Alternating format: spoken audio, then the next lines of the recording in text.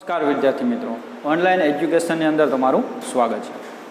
આજે આપણે 11 કોમર્સની અંદર અર્થશાસ્ત્ર વિષયમાં આગળના પ્રશ્નની આપણે ચર્ચા છે એ કરીશું, જે માંગની મૂલ્ય સાપેક્ષતાનો અર્થ આપી તેના પ્રકારો છે આકૃતિ સહિત સમજાવો।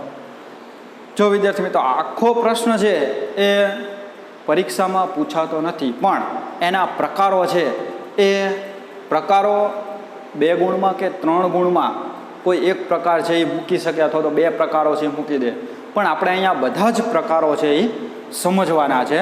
તેથી વિદ્યાર્થી મિત્રો અહીંયા છે એ ધ્યાન આપે કે માંગની મૂલ્ય સાપેક્ષતા એટલે શું, એનો અર્થ આપી તેના પ્રકારો આકૃતિ સહિત આપણે અહીંયા સમજવાના છીએ। કે વસ્તુની કિંમતમાં થયેલ ફેરફારને પરિણામે વસ્તુની માંગમાં જે ફેરફાર થાય છે તે અંગેની સમજૂતી માંગની મૂલ્ય સાપેક્ષતા આપે છે। એટલે કે અહીંયા વસ્તુની કિંમતમાં જે તે ચીજ વસ્તુઓ છે કે સેવાઓ છે તો એની કિંમતમાં ફેરફાર થાય છે, તો એ ફેરફારને આધારે થઈને, એટલે કે એ ફેરફારને કારણે માંગમાં કેટલો ફેરફાર થાય છે, તો એ બાબત અહીંયા માંગની મૂલ્ય સાપેક્ષતા છે એ સમજાવે છે। તો અહીંયા જે તે કિંમતમાં થયેલા ફેરફારને પરિણામે વસ્તુની માંગમાં ફેરફાર થાય છે તેને માંગની મૂલ્ય સાપેક્ષતા દર્શાવે છે। તો આપણે એનું જોઈએ પહેલાં તો સૂત્ર, કે માંગમાં થતો ટકાવારી ફેરફાર છેદમાં કિંમતમાં થતો ટકાવારી ફેરફાર, અને જે આપણને આંક મળે છે તે છે માંગની મૂલ્ય સાપેક્ષતા। એટલે કે અહીંયા માંગમાં જે ફેરફાર થાય છે, કેટલો ટકાવારી ફેરફાર થયો છે, તો કે કિંમતમાં કેટલો ટકાવારી ફેરફાર થયો, તો એના આધારે અહીંયા ગુણોત્તર પ્રમાણને આધારે આપણે અહીંયા માંગની મૂલ્ય સાપેક્ષતા છે એ માપી શકીએ છીએ। હવે સૂત્રને આધારે જ આપણે એનો અર્થ છે એ તારવશું। તો અહીંયા ધ્યાન આપજો વિદ્યાર્થી મિત્રો, કે માંગમાં થતો ટકાવારી ફેરફારને કિંમતમાં થતા ટકાવારી ફેરફાર વડે ભાગતા જે આંક મળે છે તે માંગની મૂલ્ય સાપેક્ષતા કહેવાય છે।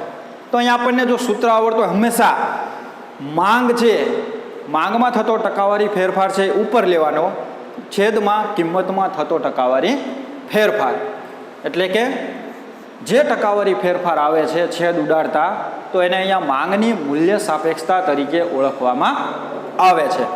હવે આપણે વાત કરીએ એના પ્રકારોની, કે માંગની મૂલ્ય સાપેક્ષતાના પ્રકારો। તો માંગની મૂલ્ય સાપેક્ષતાના પ્રકારો છે એ 5 છે, જે MCQ અને શોર્ટ ક્વેશ્ચનની અંદર પૂછાઈ શકે છે કે ભાઈ માંગની મૂલ્ય સાપેક્ષતાના પ્રકારો કેટલા છે, તો કે 5, બરોબર। તો એ 5 પ્રકારોને આપણે અહીંયા આકૃતિ સહિત છે એ સમજશું। તો 5 પ્રકારો છે આપણને યાદ ન રહે વિદ્યાર્થી મિત્રો, તો એ માટે થઈને પણ અહીંયા આપણે એક કી છે તમને આપું છું, સમજાવું છું। તો આપણને પહેલાં તો આ 2 પ્રકારો છે એ આવડતા હોય, માનો કે મૂલ્ય સાપેક્ષ માંગ અને મૂલ્ય અનપેક્ષ માંગ, 2 આપણે લખી દીધું અહીંયા, પહેલો પ્રકાર અને બીજો પ્રકાર, મૂલ્ય સાપેક્ષ માંગ અને મૂલ્ય અનપેક્ષ માંગ। હવે ત્રીજો પ્રકાર છે સપ્રમાણ મૂલ્ય સાપેક્ષ માંગ, એટલે કે એને એકમ બરાબર મૂલ્ય સાપેક્ષ માંગ પણ કહેવામાં આવે છે। આ 2 પ્રકારો થઈ ગયા। હવે 4 અને 5 છે એ યાદ રાખવાની જરૂર નથી, કારણ કે આ 2 જે પ્રકારો છે એની આગળ અહીંયા સંપૂર્ણ મૂકી દેવાનો શબ્દ, શું મૂકવાનું, સંપૂર્ણ મૂલ્ય સાપેક્ષ માંગ। 5મો પ્રકાર છે સંપૂર્ણ મૂલ્ય અનપેક્ષ માંગ, એટલે કે 2 શબ્દોની આગળ આપણે સંપૂર્ણ મૂકી દીધું અને 4 અને 5 પ્રકાર છે એ કમ્પ્લીટ થઈ ગયા। તો આપણે માત્ર છે આ 2 પ્રકારો યાદ રાખવાના। ત્રીજો પ્રકાર તો આપણને યાદ રહે સપ્રમાણ, એટલે કે સરખું, બરોબર, એકમ બરાબર મૂલ્ય સાપેક્ષ માંગ। આગળના 4 અને 5 છે એ આપણને આની આગળ સંપૂર્ણ શબ્દ છે એ મૂકી દેવી, એટલે આગળના 4 અને 5 પ્રકાર પણ કમ્પ્લીટ થઈ જાય। હવે આપણે એને આકૃતિ દ્વારા છે એ સમજીએ। તો બધાની જે આપણે આકૃતિ છે, ભાઈ આપણને પરીક્ષામાં પૂછાય કે ભાઈ મૂલ્ય સાપેક્ષ માંગ અર્થ આપી આકૃતિ સહિત સમજાવો, તો આપણે આટલું લખવાનું અહીંયા, બરાબર। અથવા તો આ પ્રકાર પૂછે આપણને મૂલ્ય અનપેક્ષ માંગ આકૃતિ સહિત સમજાવો, તો આ બાબત છે આટલી આપણે અહીંયા લખી રાખવાની। તો આપણે આ પ્રકારોને હવે આકૃતિ દ્વારા છે એ સમજીએ। તો સૌથી પહેલો પ્રકાર છે મૂલ્ય સાપેક્ષ માંગ। તો અહીંયા આકૃતિમાં આપણે જોઈ શકીએ છીએ, આકૃતિ આપણે દોરી દઈએ OX ધરી અને OY ધરી. હવે આપણે અહીંયા સૌથી પહેલાં તો આકૃતિ જ્યારે દોરવાની થાય ત્યારે આકૃતિ OX અને OY ધરી છે આપણે પહેલાં તો દર્શાવી દેવાનું. પછી એના ઢાળ છે એ ખાસ યાદ રાખવાના. જેમ કે મૂલ્ય સાપેક્ષ માંગ છે તો એનો ઢાળ છે આપણે આવી રીતના દર્શાવી દેવાનો. આ પછી લખવાની, આ બાબત છે એ આપણે પછી લખો. પહેલાં તો એનો ઢાળ છે આપણને ખબર હોવી જોઈએ કે મૂલ્ય સાપેક્ષ માંગનો ઢાળ છે એ કેવો છે. મૂલ્ય અનપેક્ષ માંગનો ઢાળ છે એકદમ સીધો ઢાળ છે, બરોબર. હવે મૂલ્ય સાપેક્ષ માંગમાં આપણે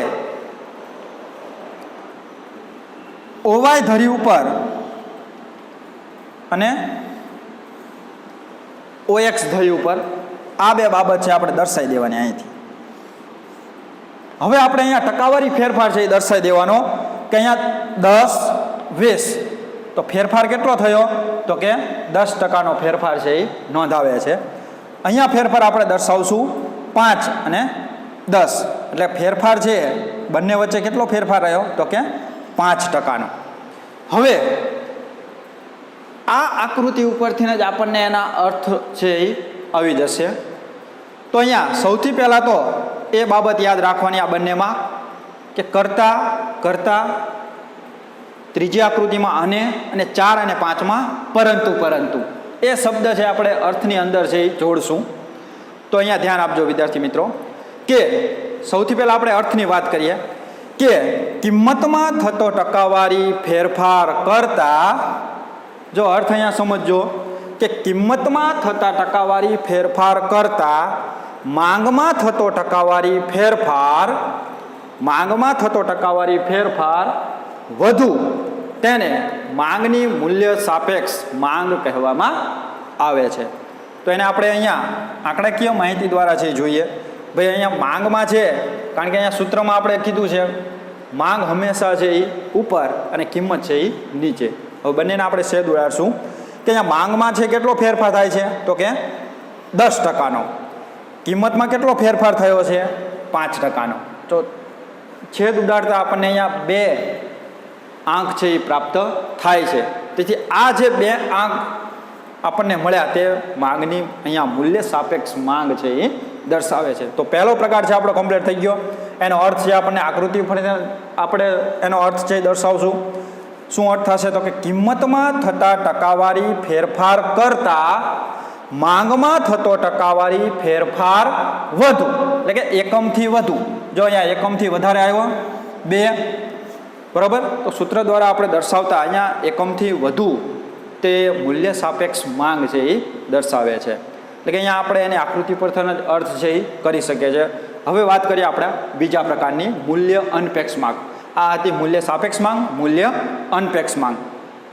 તો એમાં પણ આપણે ખાસ ઢાળ છે યાદ રાખવાનો છે. મૂલ્ય અનપેક્ષ માંગનો ઢાળ છે આપણને યાદ રાખવાનો છે. હવે એની અંદર આપણે આ દર્શાવી દઈશું, બરોબર. અહીંયા 5 લઈશું, અહીંયા 10 લઈશું, અહીંયા 10 લઈશું, અહીંયા 20 ફેરફાર લઈશું. તો અહીંયા બંને વચ્ચેનો ફેરફાર છે કેટલો છે 10%નો ફેરફાર છે. અને જે તે માંગમાં કેટલો ફેરફાર છે તો કે 5%નો ફેરફાર છે એ રહેલો છે. હવે એનો અર્થ આપણે આકૃતિ ઉપરથી દર્શાવશું કે કિંમતમાં થતા ટકાવારી ફેરફાર કરતા માંગમાં થતો ટકાવારી ફેરફાર ઓછો, એટલે કે એકમથી ઓછું, 1 કરતાં ઓછું છે. જો આપણને અહીંયા આંક મળે છે ટકાવારી પ્રમાણ આપણે છેદ ઉડાડતા સૂત્રને આધારે કે માંગમાં કેટલો ફેરફાર થાય છે તો કે 5%નો ફેરફાર છે અહીંયા દર્શાવે છે. અને કિંમતમાં કેટલો ફેરફાર થયો તો કે 10%નો ફેરફાર થયો. તો છેદ ઉડાડતા આપણને 0.5 છે એ મળશે.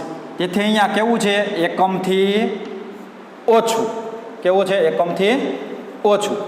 તો આપણે એને આકૃતિ ઉપરથી જ એનો અર્થ છે આપણે અહીંયા લખી નાખવાનો અર્થ કે કિંમતમાં થતા ટકાવારી ફેરફાર કરતા માંગમાં થતો ટકાવારી ફેરફાર ઓછો, તો એ દર્શાવે છે મૂલ્ય અનપેક્ષ માંગ, એકમથી ઓછું.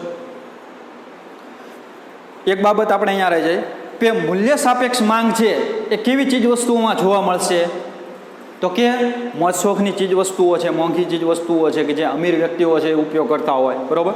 તો એવી જે મોજશોખની જે ચીજ વસ્તુઓ છે તો એવી ચીજ વસ્તુઓની અંદર મૂલ્ય સાપેક્ષ માંગ છે એ જોવા મળે છે કે એની કિંમત છે એ વધારે હોય ત્યારે એની માંગ છે એ કેવી હોય છે, ઓછી હોય છે મોંઘી ચીજ વસ્તુઓની. જ્યારે મૂલ્ય અનપેક્ષ માંગ છે એ કેવી વસ્તુઓમાં જોવા મળશે તો કે જીવન જરૂરિયાત ચીજ વસ્તુઓ, પાયાની ચીજ વસ્તુઓ, રોટી કપડાં મકાન, બરાબર, કે એવી ચીજ વસ્તુઓમાં આવા પ્રકારની માંગ છે એ જોવા મળે છે. ભલે કિંમતમાં વધારો થાય પણ એની માંગમાં છે થોડોક જ ફેરફાર થતો જોવા મળે, કારણ કે પાયાની જીવન જરૂરિયાત ચીજ વસ્તુઓ છે, રોટી કપડાં મકાન, બરાબર. જેમ કે દૂધના ભાવ વધશે તો આપણે દૂધ પીવાનું બંધ છે એ કરતા નથી, પણ જે પહેલાં પીતા હતા એની કરતાં આપણે ઓછું પીશું.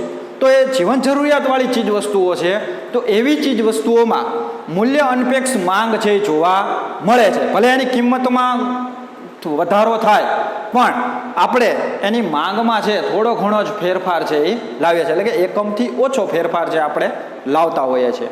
તો આવી માંગ છે એ કેવી ચીજ વસ્તુઓમાં જોવા મળે છે, મૂલ્ય અનપેક્ષ માંગ? તો કે જીવન જરૂરિયાત ચીજ વસ્તુઓ, પાયાની જરૂરિયાતવાળી વસ્તુઓ કે જેના વગર આપણે ચાલે એમ ન હોય. ભલે એની કિંમત વધારે વધતી જતી હોય છતાં પણ આપણે એ ચીજ વસ્તુઓનું ઉપભોગ છે, એનો વાપરવાની જે પ્રમાણ છે એ આપણે ઘટાડીએ છીએ, પણ એ વસ્તુ વગર આપણે ચાલતું નથી. હવે વાત કરીએ આપણે આગળના પ્રકારની, સપ્રમાણ મૂલ્ય સાપેક્ષ માંગ, એટલે કે સરખું કિંમતમાં 5%નો જ વધારો થાય તો 5%નો જ ઘટાડો થાય, બરાબર. તો એ બાબત આપણે અહીંયા જોઈએ આકૃતિમાં. તો અહીંયા સપ્રમાણ મૂલ્ય સાપેક્ષ માંગમાં એની આકૃતિ અને અર્થ દોરતી વખતે આપણે આકૃતિમાં છે એનો ઢાળ છે આવી રીતના રાખી દેવાનો. સપ્રમાણ, જો અહીંયા સપ્રમાણ થયું, સરખું, આપણે એ લીટા નથી કરવાના, પણ અહીંયા સમજાવવા માટે થઈને અહીંયા સરખું છે એ દર્શાવવાનું છે, જેને સપ્રમાણ આપણે કહી શકીએ. હવે એની રેખાઓ ચોક્કસ દોરી દઈએ. અહીંયા 5 દર્શાવશું, અહીંયા 10 દર્શાવશું, એટલે કે અહીંયા ફેરફાર છે કેટલો થયો, 5. માંગમાં છે એ 5%નો ફેરફાર, અહીંયા કિંમતમાં પણ 5%નો ફેરફાર છે એ દર્શાવે છે.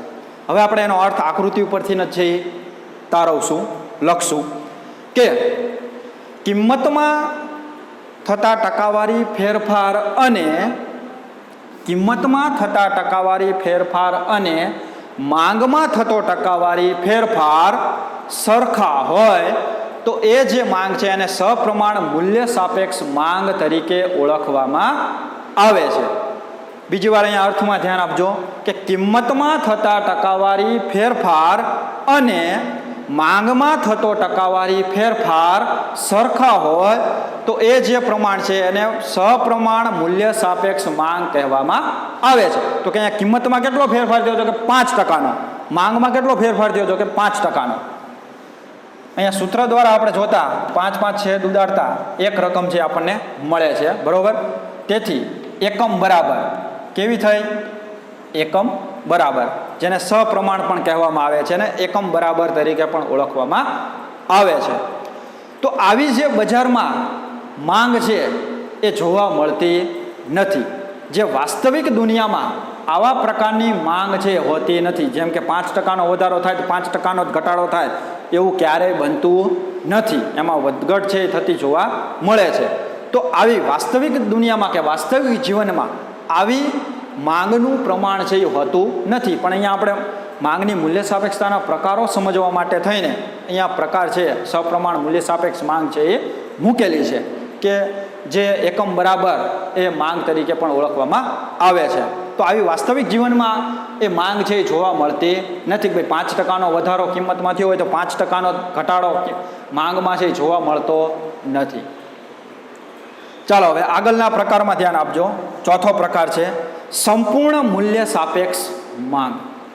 તો અહીંયા સંપૂર્ણ મૂલ્ય સાપેક્ષ માંગ જે આકૃતિમાં આપણે જોઈ શકીએ છીએ કે OX અને OY ધરી છે આપણે દર્શાવી દીધી.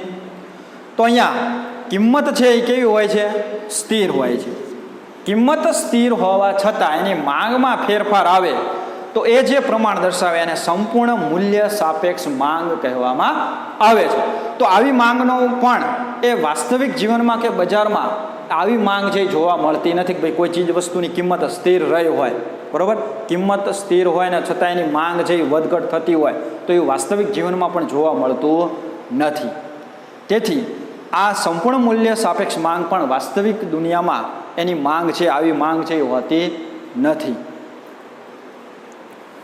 હવે એનો આપણે અર્થ જોઈએ આકૃતિ ઉપરથી કે અહીંયા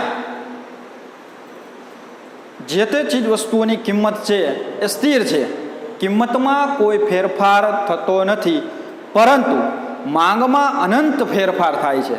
જો અનંતની નિશાની આપણે અર્થશાસ્ત્રની દ્રષ્ટિએ આપેલી છે, આવી નિશાની અનંત, કે અહીંયા કિંમત સ્થિર હોવા છતાં પરંતુ તેની માંગમાં અનંત ગણો ફેરફાર છે એ થતો જોવા મળે છે. ભાઈ કિંમત સ્થિર હોય ને એની માંગ છે એ સતત વધતી હોય તો એ ક્યારેય બનતું નથી કે ભાઈ અને કોઈ પણ ચીજ વસ્તુની કિંમત એ ક્યારેય સ્થિર હોતી નથી. બરાબર, તમે અત્યારે પાર્લેજી બિસ્કિટ ખાતા હોય તો એને 5 રૂપિયા કિંમત છે, અમે ખાતા ત્યારે એની 2 રૂપિયા કે 2.5 રૂપિયા કિંમત હતી. બરાબર, તો એ વસ્તુ એની છે પણ કિંમતમાં શું થયું? ફેરફાર થયો. તેથી આવી વાસ્તવિક જીવનમાં આવી માંગ છે એ જોવા મળતી નથી. એટલે કે અનંત ગણો એમાં ફેરફાર થતો હોય, 5% એમાં ફેરફાર થાય, સતત સ્થિર રહે 5% એની કિંમત, પણ એની માંગ છે અનંત ગણી થતી હોય તો એ વાસ્તવિક જીવનમાં એવી માંગ છે એ હોતી નથી. હવે આગળના પ્રકારની વાત કરીએ આપણે, સંપૂર્ણ મૂલ્ય અનપેક્ષ માંગ, કે અહીંયા કિંમતમાં સતત વધારો થતો હોય, કિંમતના ટકાવારી પ્રમાણમાં સતત ફેરફાર થતા હોય છતાં પણ એની માંગ છે એ સ્થિર હોય તો એ જે બાબત છે એને સંપૂર્ણ મૂલ્ય અનપેક્ષ માંગ કહેવામાં આવે છે. કે કિંમતમાં સતત વધારો થતા પરંતુ એની માંગમાં જે કોઈ ફેરફાર થતો ન હોય તો એવી જે માંગની મૂલ્ય સાપેક્ષતા છે એને સંપૂર્ણ મૂલ્ય અનપેક્ષ માંગ કહેવામાં આવે છે. જેમ કે ઉદાહરણ તરીકે આપણે વાત કરીએ તો મીઠું, કે મીઠાની કિંમત સતત વધે ઘટે છતાં એની માંગ છે એ કેવી રહે છે? સ્થિર રહે છે. ભાઈ કિંમત માનો કે એને કિંમત છે એ 5%થી 3% થઈ જાય, ઘટી જાય તો આપણે શાકમાં વધારે મીઠું નાખશું? તો એવું થતું નથી. તેથી જે મીઠું છે, ટાંકણી છે, પીન છે, બરાબર, તો એવી જે ચીજ વસ્તુઓ છે એની કિંમત વધે ઘટે કે શૂન્ય થાય પણ એની માંગ છે એ કેવી રહે છે? સ્થિર રહે છે, એમાં કોઈ ફેરફાર થતો નથી. તો એવી જ્યારે માંગ હોય બજારમાં તો એને સંપૂર્ણ મૂલ્ય અનપેક્ષ માંગ તરીકે ઓળખવામાં આવે છે.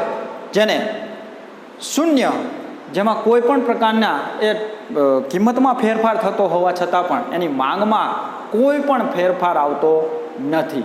તો એવી જે ચીજ વસ્તુઓ હોય એવી જ્યારે માંગ હોય તેને સંપૂર્ણ મૂલ્ય અનપેક્ષ માંગ કહેવામાં આવે છે. એટલે કે અહીંયા કિંમતમાં ફેરફાર થતો હોવા છતાં એની માંગ છે એ સતત સ્થિર રહે છે તો એવું જે માંગનું પ્રમાણ છે એને સંપૂર્ણ મૂલ્ય અનપેક્ષ માંગ તરીકે ઓળખવામાં આવે છે. ઉદાહરણ તરીકે મીઠું છે, ટાંકણી છે, પીન છે, બરાબર, તો એવી જે ચીજ વસ્તુઓ છે તો એની કિંમત વધે ઘટે કે શૂન્ય થાય તો એની માંગ છે એ ક્યારેય વધતી ઘટતી નથી. જેટલો ઉપયોગ કરવાનો હોય એટલો જ આપણે ઉપયોગ છે એનો કરતા હોઈએ છીએ. બરાબર, તો વિદ્યાર્થી મિત્રો આ કુલ માંગની મૂલ્ય સાપેક્ષતાના કુલ 5 પ્રકારો છે રહેલા છે, જે 2 ગુણમાં કે 3 ગુણમાં છે એ અર્થ અને આકૃતિ સહિત દર્શાવો પૂછાઈ શકે છે. બરાબર, તો તમારે આટલી બાબત છે એ લખવાની થાય છે. તો વિદ્યાર્થી મિત્રો ઘરે બેઠા તમારે આ પ્રશ્નનો જવાબ છે એ ફેરબુકની અંદર લખવાનો છે અને ઘરે બેઠા એની તૈયારી પણ તમારે કરવાની છે. અસ્તુ.